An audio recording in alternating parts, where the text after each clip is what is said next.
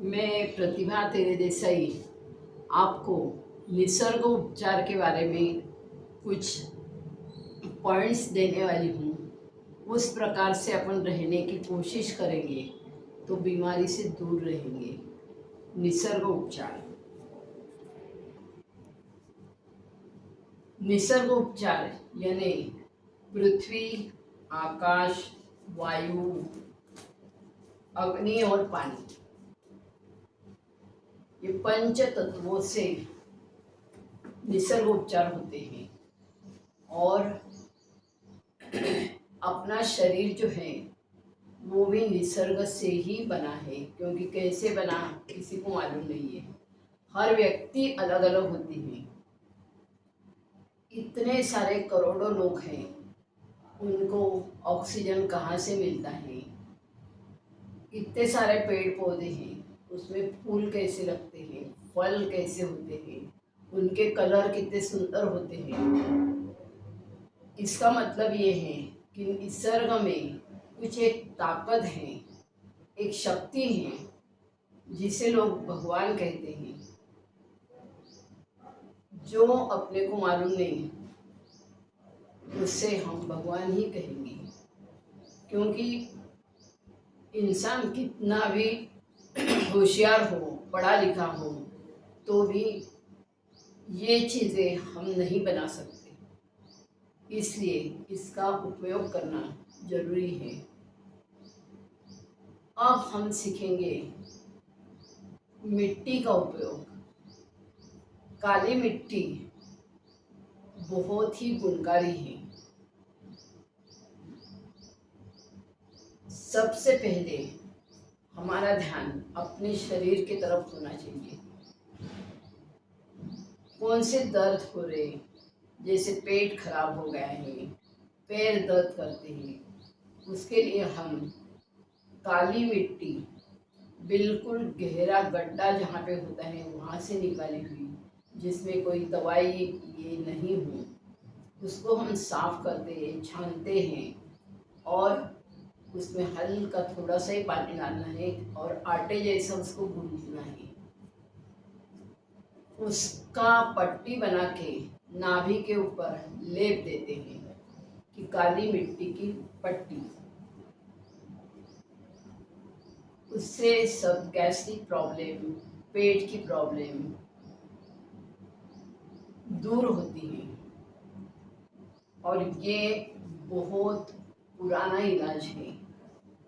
अभी इसका महत्व लोगों को धीरे धीरे मालूम होने लगा है। इसी प्रकार आँखों में प्रॉब्लम हो तो उसके गोले बना के, आँख पहले पेशेंट को बंद करने के लिए बोलना, गोले बना के आँखों के ऊपर रखते हैं।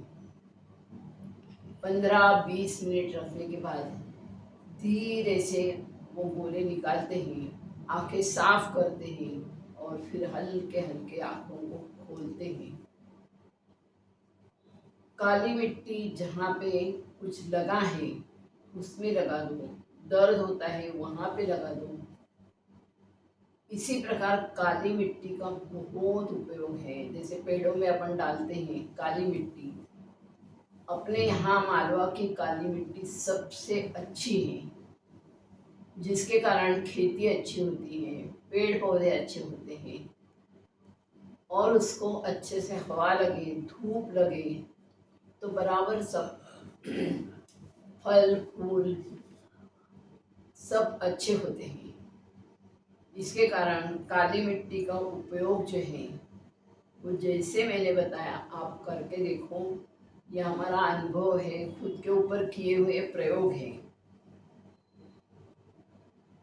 काली मिट्टी का उपयोग करना है और वो नहीं कर पाते तो कम से कम गर्म और ठंडे पानी की पट्टियाँ, कॉटन का कपड़ा लेना है, उसकी पट्टी बनानी है, गर्म पानी में डाल दो और ठंडे पानी में डाल दो। पहले रखना है हमको गर्म और उसके बाद में ठंडा, अल्टरनेट गरम ठंडा ऐसी पट्टियाँ पेट के ऊपर, नाभि के ऊपर रखी, आँखों के ऊपर ठंडी पट्टी रखी, आँखों के ऊपर हमेशा ठंडी पट्टी रखती है। उसी से भी आपको वही फायदे मिलेंगे। और ये सब करके देखने वाला है। जब अपन उसके प्रयोग करेंगे तो ये आपको मालूम पड़ेगा। पट्टियों का उपयोग तो मैंने बताया। उसके पहले पानी का महत्व। सुबह उठते ही हमको गुनगुना पानी करके 4 गिलास उकड़ू बैठ के पीना है, जिसे किसी भी प्रकार मकान साफ करना हो, पूरा लैट्रीन बाथरूम सब साफ करने के लिए पानी लगता है, वैसे ही हमारे शरीर के अंदर बहुत गंदगी रहती है, उसको साफ करने के लिए पानी की आवश्यकता है। सुबह सुबह हमने पानी पिया तो पेट साफ होने में सहजता होती है। और जब तक अंदर से सफाई नहीं हो तो बोले अरे बाहर बहुत पोल्यूशन है। वो पोल्यूशन जो है वो कुछ भी नहीं करेगा यदि अंदर से हमारा शरीर साफ होगा। दिन भर पानी चूसते रहिए। शरीर में ब्लड जो रहता है वो पतला रहता है, पसीना पतला रहता है, सर्दी हो गई तो वो भी पतली रहती है। खाना अपने को पचाना है, उसके लिए पानी की आवश्यकता है। हर प्रकार शरीर पे पानी की आवश्यकता होती है, लेकिन कितना लेना, जैसे वो अपने को कितना सहन होता है उसका भी अंदाज लेना चाहिए।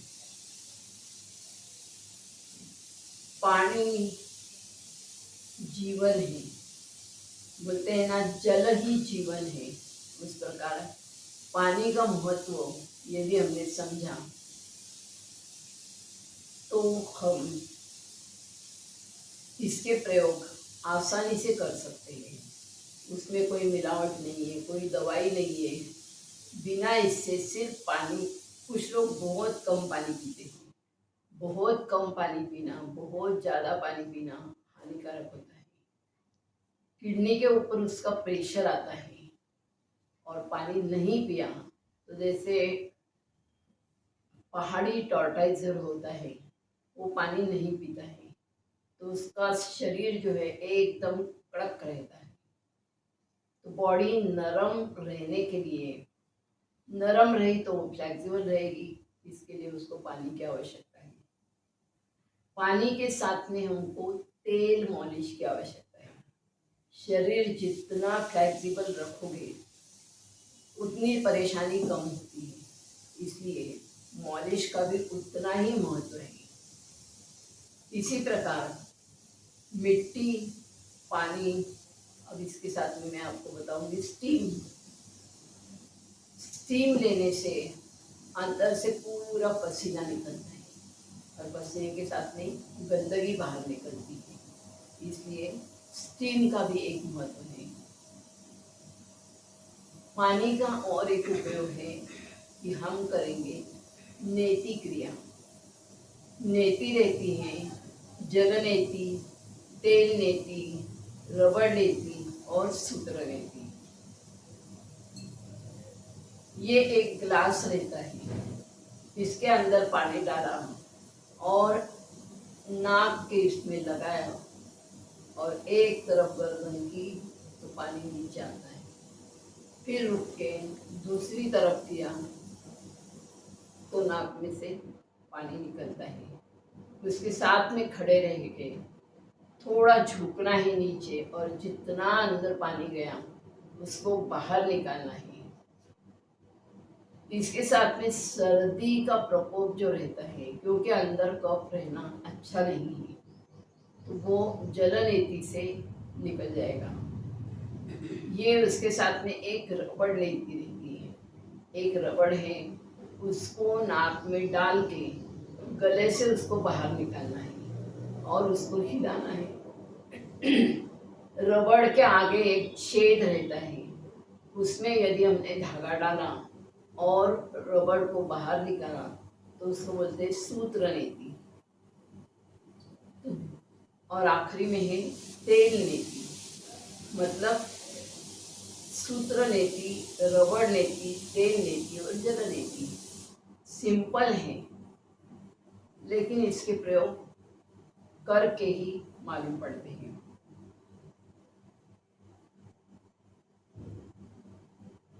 जैसे हमारे पैर दर्द करते हैं तो एक बाल्टी में हमने पानी लिया, उसमें नमक डाला और पैरों को उसके अंदर रखा और आराम से बैठे। गर्म पानी का प्रयोग तो हम ठंड में करेंगे, बाकी समय ठंडा पानी लेना है। एक बाउल में हमने यदि पानी लिया, उसमें कॉटन का कपड़ा गलाया और पूरे शरीर को उससे पोंछ लिया।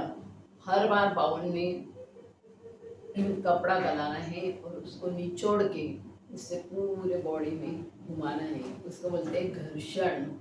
घर्षण से क्या होता है, हमारे रोम छिद्र जो रहते हैं वो दूर होते हैं। और पानी की कमी हो तो इसमें ज़्यादा पानी लगता नहीं है, कम से कम पानी में हम ये कर सकते हैं। तो इसको बोलते हैं घर्षण क्रिया। इस प्रकार घर्षण करने के कारण पूरा शरीर साफ होता है और आप करके देखना कि कितना फ्रेश लगता है। क्योंकि गर्मी अभी बहुत है, कभी भी कहाँ पे मतलब अपन घूमते हैं तो पोल्यूशन के इफेक्ट शरीर के ऊपर होते हैं। रोम छिद्र पूरा डस्ट से भरा हुआ रहता है। तो यदि हम बाउल में पानी लेके करेंगे तो आपको मालूम पड़ेगा कि वो पानी कितना काला हो गया है। जैसे मैंने आपको नेति के बारे में बताया, उसी प्रकार कटी स्नान, रीढ़ स्नान, सूर्य स्नान, नाभि स्नान, इस प्रकार के स्नान होते हैं। हम यदि हर व्यक्ति स्विमिंग करने के लिए नहीं जा सकता है, इसके लिए टब स्नान निकाला है। ऐसे नहीं कि अपने यहाँ टब है और अपन ने उपयोग ही नहीं किया। हर चीज़ का उपयोग करेंगे तभी उसके फायदे मालूम होते हैं। कटी स्नान यानी कमर का पोर्शन जो है उसको सेफ रखना है, क्योंकि कमर भी महत्वपूर्ण है। कमर दर्द होती है, कमर झुकती है और स्पाइनल कॉर्ड को ठीक रखने के लिए रीढ़ स्नान होता है। उसके भी अलग अलग टब मिलते हैं, उसमें कम से कम पानी में हम ये काम कर सकते हैं। सूर्य स्नान, सूर्य स्नान ऐसे होता है कि पूरी पॉलीथीन गले से लेके पैर तक बंद रखते हैं, सिर के ऊपर ठंडी पट्टी रखते हैं और सूर्य के इसके कारण पूरी पॉलीथीन पसीने से भर जाती है। वहाँ एक 5-10 मिनट करने के बाद पॉलीथीन निकाली और शरीर के ऊपर ठंडा पानी डाला, तो गर्म और ठंडा दोनों का उपयोग होता है। इस प्रकार कटी स्नान, रीढ़ स्नान, सूर्य स्नान और नाभि स्नान। अब ये नाभि स्नान क्या होता है, बाथरूम में कुर्सी के ऊपर आप बैठो, एक बाल्टी में पानी ले लो और मग्गे से धीरे धीरे नाभि के ऊपर वो पानी डालना है। इसको बोलते हैं नाभि स्नान। तो बाथरूम के जो प्रॉब्लम रहते हैं वो बराबर दूर होते हैं।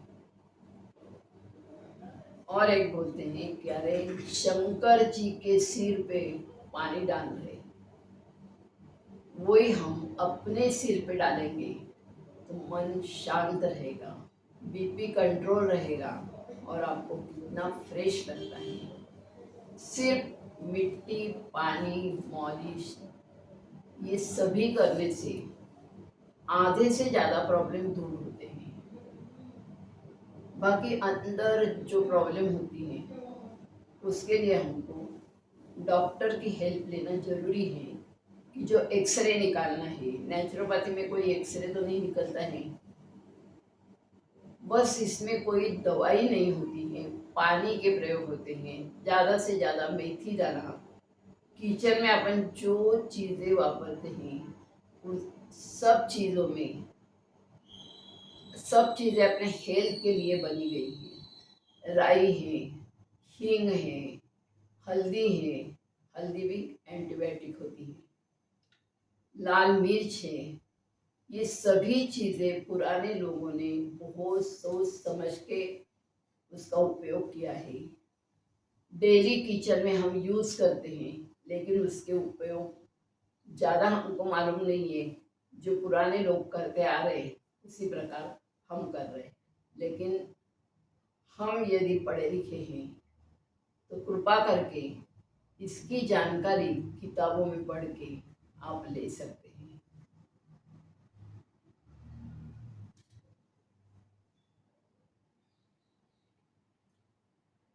जैसे मैंने मेथी दाने का उपयोग बताया, मेथी दाने से डायबिटीज दूर होता है।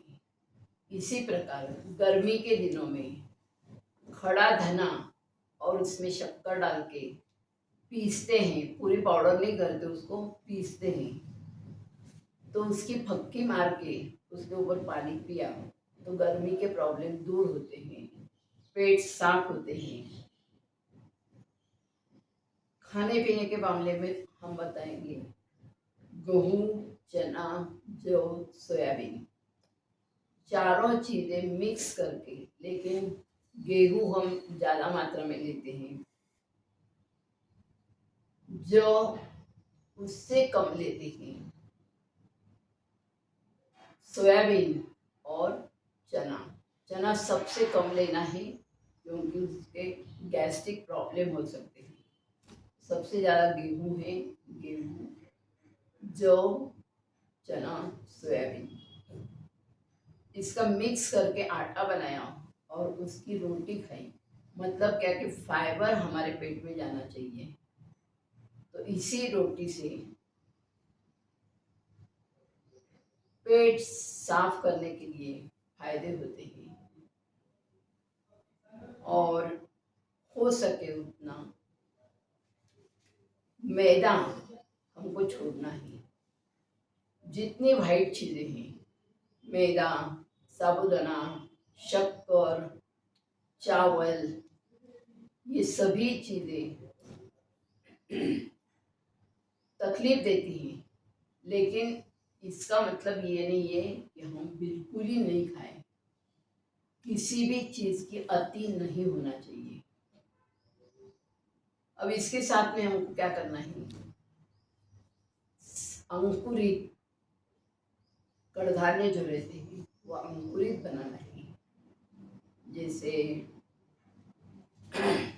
मोठ को,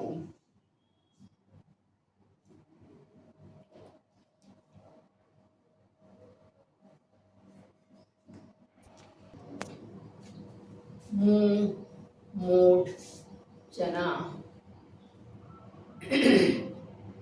मेथी दाना, हर इसको मिक्स करके उसमें यदि हमने टमाटर, प्याज काट के डाले और नींबू निचोड़ दिया, काला नमक डाला, तो ये लगेगा भी टेस्टी। और खून में कैल्शियम, इसकी जो कमी रहती है कैल्शियम की कमी रहती है, वो स्प्राउट के कारण आपको मिलेगा। इसके साथ में चना और गुड़, सिका हुआ चना और गुड़, ये भी हम खा सकते हैं। खाने के लिए बहुत सारी ऐसी चीज़ें हैं। खजूर जो है वो हम ठंड में ले सकते हैं। हर प्रकार है, उसको क्या क्या करना है, कैसे अपनाना है। तो एक ही हमने ऐसे नहीं कि जो खाने में एक ही चीज़, हर चीज़ खाने में आना चाहिए। हरी सब्जियां खाने में आना चाहिए, ककड़ी है और सूप रहते हैं, अलग अलग सूप पीना चाहिए। इस प्रकार खान पान की तरफ भी ध्यान देना चाहिए। यह भी हमने बहुत कम इसमें बताया है। इसी प्रकार अगले वीडियो में आपको और मैं कुछ टिप्स दे दूँगी। उस हिसाब से यदि हमने किया तो उसके क्या फ़ायदे होते हैं ये आप ही बता देना। धन्यवाद। सब्सक्राइब करना मत भूलिए और लाइक भी। नमस्ते।